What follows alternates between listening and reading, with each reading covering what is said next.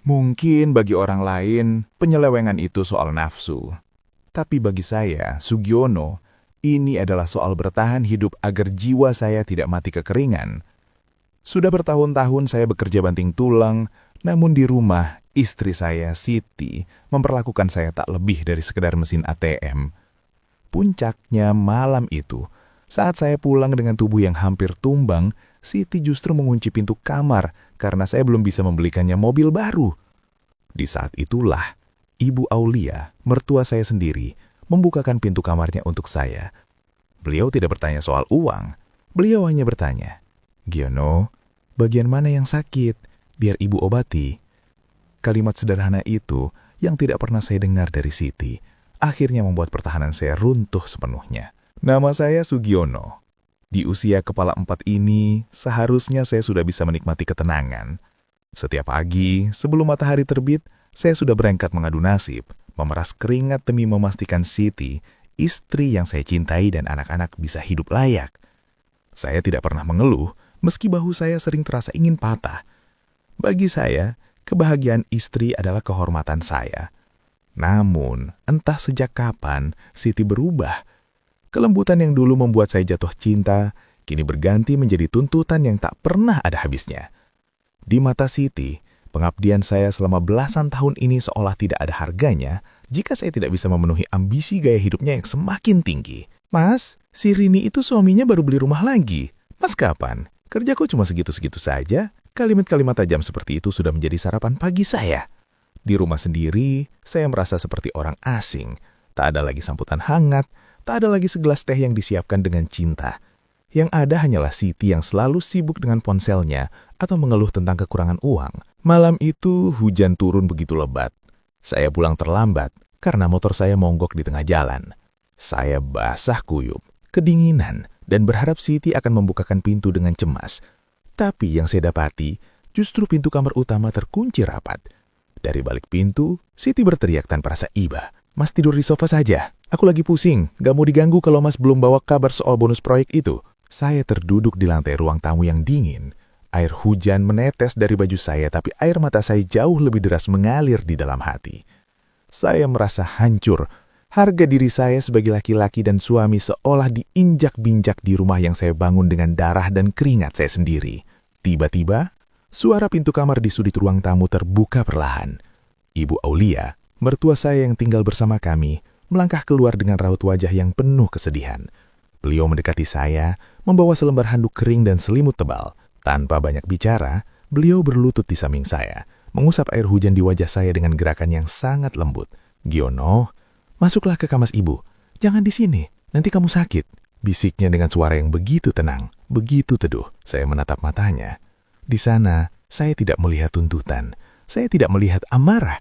Yang saya lihat hanyalah ketulusan seorang wanita yang mengerti betapa lelahnya beban yang saya pikul. Tangan Ibu Aulia yang hangat menyentuh punggung tangan saya yang kasar, memberikan getaran yang sudah bertahun-tahun tidak saya rasakan dari Siti. "Masuklah, Le. Ibu sudah siapkan air hangat dan makan malam untukmu. Biarkan Siti dengan dunianya. Malam ini, ibu yang akan menjagamu."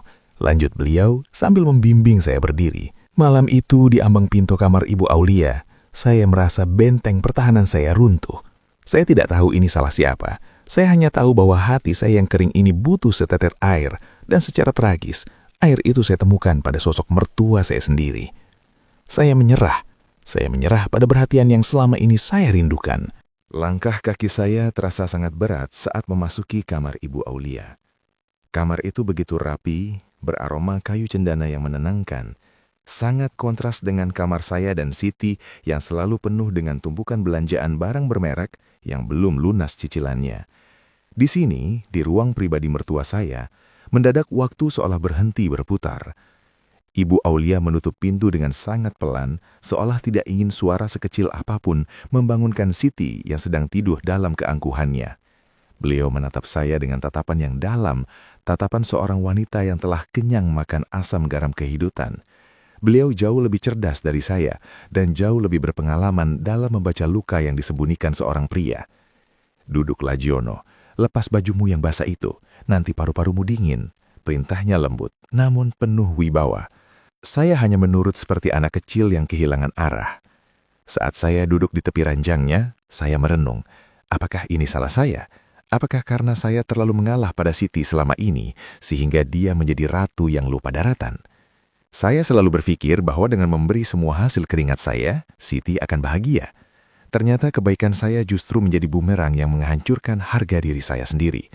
Saya telah memanjakan seorang istri hingga dia lupa cara menghormati suaminya. Tiba-tiba saya merasakan kehangatan di punggung saya. Ibu Aulia mulai mengusapkan minyak hangat ke bahu saya yang kaku. Jemarinya yang lembut namun kuat seolah tahu persis di titik mana beban hidup saya menumpuk. "Kamu terlalu baik, Giono. Kamu terlalu membiarkan Siti menginjak pundakmu," bisik Ibu Aulia tepat di belakang telinga saya. Seorang laki-laki itu butuh tempat bersandar, bukan hanya tempat untuk dituntut. Siti masih terlalu muda dan egois untuk mengerti itu. Dia tidak tahu kalau suaminya ini adalah permata yang sedang ia buang ke lumpur. Sentuhan itu bukan sekedar pijatan, itu adalah pengakuan yang selama ini saya cari. Di bawah cahaya lampu tidur yang remang-remang, Ibu Aulia mendekat, menyelimuti bahu saya yang telanjang dengan kain jarik hangat miliknya. Kehangatan itu meresap ke dalam pori-pori saya, menghancurkan sisa-sisa kedinginan akibat hujan tadi. "Ibu tahu apa yang kamu rasakan, Giono. Ibu juga pernah merasakan kesepian yang sama saat almarhum Bapak masih ada.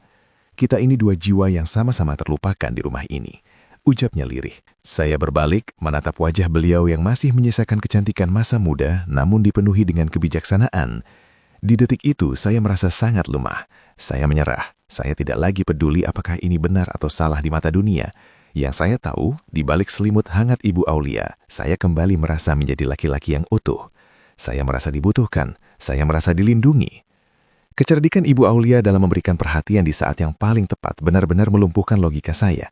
Beliau tahu kapan harus bicara dan kapan harus memeluk dalam diam. Malam itu, di balik pintu kamar yang tertutup mapat, dimulailah sebuah rahasia yang tak pernah terbayangkan sebelumnya. Sebuah pengabdian terlarang yang lahir karena rasa lapar akan penghargaan. Di dalam kamar yang hening itu, hanya ada suara detak jam dinding yang seolah menghitung setiap detik dosa yang mulai kami rajut. Saya menatap langit-langit kamar Ibu Aulia, menghirup aroma minyak kayu putih dan melati yang menenangkan, sambil merasakan kehangatan yang tak seharusnya saya nikmati. "Giono, kenapa kamu melamun?" tanya Ibu Aulia pelan. Beliau masih duduk di samping saya. Jemarinya sesekali merapikan selimut yang menutupi dada saya. "Aku merasa berdosa, Bu," jawab saya dengan suara serak, hampir pecah. "Siti itu anak ibu. Dia istriku. Tapi kenapa justru di sini, bersama ibu, aku baru merasa dihargai? Aku tahu ini salah, tapi aku tidak tahu lagi harus menyalahkan siapa." Ibu Aulia menghela napas panjang, sebuah desahan yang penuh dengan beban masa lalu. Beliau memegang tangan saya, menggenggamnya erat seolah ingin membagi beban dosa itu bersama-sama. "Jangan tanya ini salah siapa, Giono. Jika cinta adalah tentang memberi, maka Siti sudah berhenti mencintaimu sejak lama. Dia hanya mencintai apa yang bisa kamu berikan, bukan siapa dirimu," ucap beliau dengan nada yang sangat tenang, namun menusuk tepat di jantung masalah. "Apakah salah jika seorang wanita yang sudah tua dan sepi seperti ibu ingin menjaga pria yang sudah disia-siakan oleh anaknya sendiri?" Kalimat itu menjadi pembenaran yang sangat manis bagi hati saya yang sedang terluka. Malam itu, kami membuat sebuah kesepakatan tanpa kata-kata. Sebuah kesepakatan gelap di balik pekatnya malam. Kami sepakat bahwa mulai detik ini ada sebuah ruang rahasia di rumah ini yang tidak boleh diketahui oleh siapapun, terutama oleh Siti. Saya menoleh ke arah pintu. Di balik sana, Siti mungkin sedang bermimpi tentang kemewahan yang belum bisa saya berikan. Dia tidak tahu bahwa keacuhannya telah mendorong suaminya masuk ke dalam pelukan ibunya sendiri. Dosa ini terasa begitu berat. Namun anehnya, rasa sakit di hati saya perlahan memudar. "Biarlah ini menjadi rahasia kita, Giono," bisik Ibu Aulia, wajahnya kini begitu dekat. "Di luar sana, kamu tetaplah menantuku dan suami Siti. Tapi di balik pintu ini, kamu adalah pria yang paling ibu muliakan. Kamu tidak perlu lagi menangis sendirian di ruang tamu." Saya menutup mata, membiarkan nurani saya kalah oleh rasa haus akan kasih sayang. Saya tahu ini adalah jalan menuju jurang, tapi malam itu, jurang itu terasa lebih indah daripada rumah tangga yang sudah hancur berantakan. Kami terkunci dalam sebuah rahasia yang tidak akan pernah bisa dihapus oleh waktu. Sebuah dosa yang lahir dari pengabaian seorang istri dan dipelihara oleh kecerdikan seorang mertua yang tahu cara menyembuhkan luka. Malam itu, saya menyerahkan sisa harga diri saya pada Ibu Aulia. Saya tidak tahu bagaimana hari esok akan berjalan, tapi yang saya tahu, saya tidak lagi merasa sendirian menghadapi dunia yang kejam ini. Pagi menyapa dengan sisa embun yang masih menempel di jendela. Namun suasana di rumah ini terasa jauh berbeda bagi saya. Saat mentari mulai masuk lewat celah gorden, saya terbangun dengan perasaan yang aneh. Ada beban dosa yang berat, namun ada ketenangan yang belum pernah saya rasakan sebelumnya. Di meja makan, Siti sudah sibuk dengan pakaian senamnya yang ketat dan mencolok. Dia tidak bertanya bagaimana keadaan saya setelah kehujanan semalam. Dia bahkan tidak melirik saat saya duduk di kursinya. Fokusnya hanya satu, bercermin dan memastikan penampilannya sempurna untuk komunitas senam mingguannya. "Mas, aku berangkat senam ya. Uang belanja yang kemarin sudah habis buat bayar arisan. Jangan lupa taruh di atas meja sebelum Mas pergi," ucap Siti tanpa menoleh, sambil sibuk memoles bibirnya dengan gincu merah menyala. Saya hanya mengangguk pelan, selembut desahan angin. Di seberang meja, Ibu Aulia duduk dengan tenang sambil menyesap teh hangatnya. Kami sempat beradu pandang selama 1 detik. Hanya 1 detik. Namun di dalam tatapan itu, tersimpan ribuan kata yang sudah terkunci sejak malam tadi. Beliau berakting begitu sempurna, seolah tidak terjadi apa-apa. Seolah beliau tetaplah istri mertua yang hanya peduli pada dapur dan cucu-cucunya. "Hati-hati Siti, jangan pulang terlalu siang. Kasihan suamimu mumpung lagi libur kerja," ucap Ibu Aulia dengan nada yang sangat datar, namun mengandung makna yang hanya saya yang mengerti. Begitu suara motor Siti menjauh dari halaman rumah, sunyi kembali merajap. Namun kali ini, sunyi itu terasa manis. Rumah yang biasanya terasa seperti penjara, mendadak berubah menjadi surga kecil yang rahasia. Saya menatap Ibu Aulia dan beliau tersenyum tipis. Sebuah senyuman yang menyiratkan bahwa waktu yang kami tunggu telah tiba. "Dia sudah pergi, Kiono," bisik Ibu Aulia lembut. Beliau berdiri, lalu mendekati saya. Tangannya yang hangat mengusap dahi saya, memastikan sisa demam semalam sudah hilang. Hari libur ini yang seharusnya saya habiskan untuk beristirahat di sofa sendirian, kini menjadi momen yang paling saya nantikan. Ibu Aulia memanfaatkan keadaan dengan begitu cerdas. Beliau mengajak saya ke halaman belakang, tempat yang terlindung dari pandangan tetangga, dengan alasan ingin saya membantunya merapikan tanaman hiasnya. Di sana, di bawah rindangnya pohon mangga, kami bercengkrama dalam nada yang sangat lirih. Tidak ada teriakan soal uang, tidak ada tuntutan soal gaya hidup. Hanya ada suara burung dan bisikan lembut Ibu Aulia yang menceritakan betapa berharganya kejujuran hati seorang pria seperti saya. "Biarkan Siti mengejar dunianya di luar sana, Kiono," katanya sambil menyandarkan bahunya pada saya saat kami duduk di bangku taman. "Di sini, di rumah ini, biarlah ibu yang menjadi duniamu.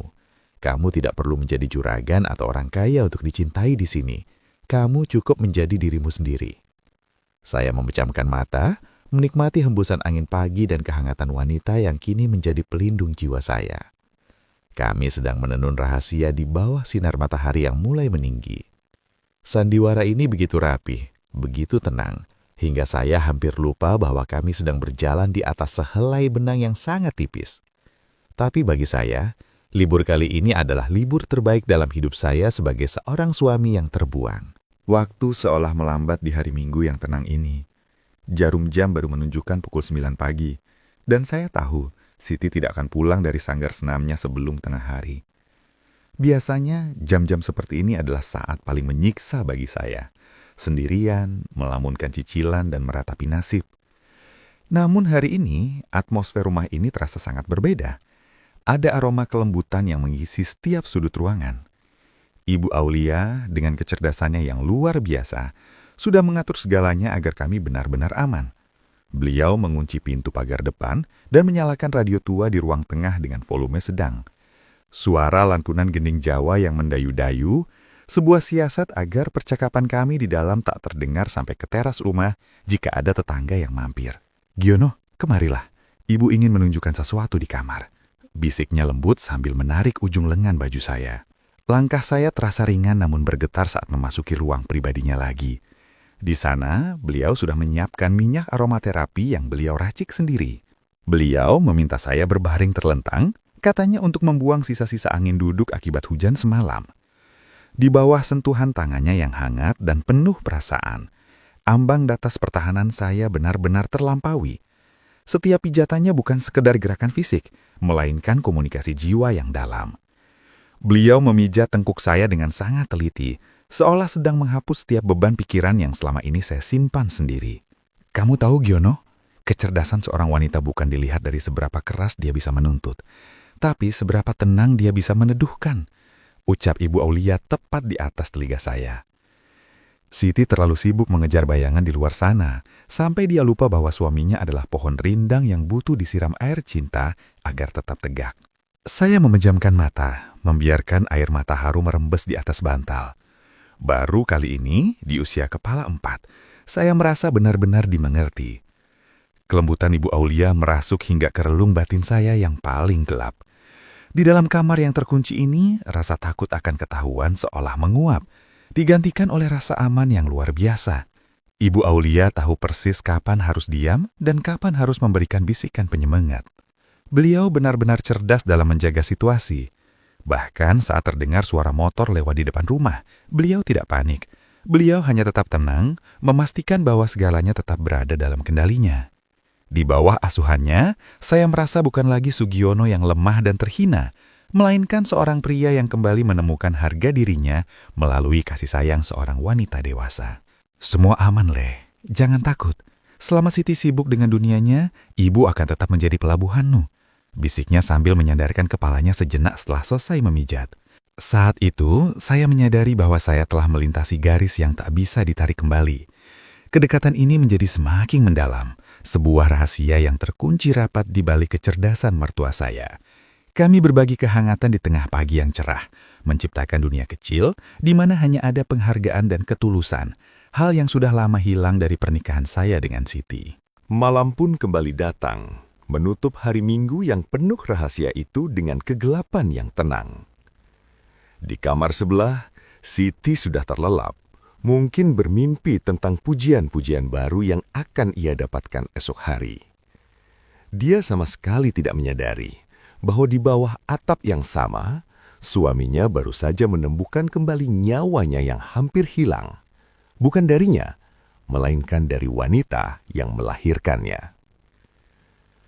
Kisah saya ini mungkin hanya sebagian kecil dari ribuan kisah para suami di luar sana. Pria-pria yang setiap hari bertarung di jalanan, memanjat rangka baja, atau memeras keringat di kebun, namun pulang ke rumah hanya untuk mendapati pintu hati pasangannya telah terkunci rapat oleh ego dan ambisi. Saya tahu apa yang saya lalui bersama Ibu Aulia akan tetap menjadi rahasia yang terkubur di balik aroma minyak kayu putih dan gending Jawa yang melankolis. Ini bukan tentang pengkhianatan semata, tapi tentang pencarian akan setetes penghargaan di tengah gurun pengabaian. Kecerdasan Ibu Aulia telah memberi saya perlindungan, dan kelembutannya telah memberi saya alasan untuk tetap bertahan hidup. Biarlah Siti tetap dengan dunianya yang bising. Biarlah dunia luar hanya mengenal saya sebagai Sugiono yang pendiam dan pekerja keras. Karena bagi saya, kebahagiaan sejati tidak perlu diteriakan. Ia cukup disimpan dalam bisikan-bisikan lembut di saat rumah sedang sunyi, dalam genggaman tangan yang menguatkan saat semua orang menuntut. Sampai di sini kisah saya, namun percayalah, masih banyak rahasia lain yang tersimpan di balik pintu-pintu rumah yang tampak tenang. Tetaplah di Zona Romantis, tempat di mana kumpulan cerita-cerita romantis terbaru dan paling menyentuh saat ini hadir untuk menemani kesepian Anda. Jangan lupa tinggalkan komentar Anda, bagikan perasaan Anda di bawah, karena mungkin cerita Anda adalah bagian dari napas kami selanjutnya. Terima kasih sudah mendengarkan, dan sampai jumpa di kisah rahasia berikutnya.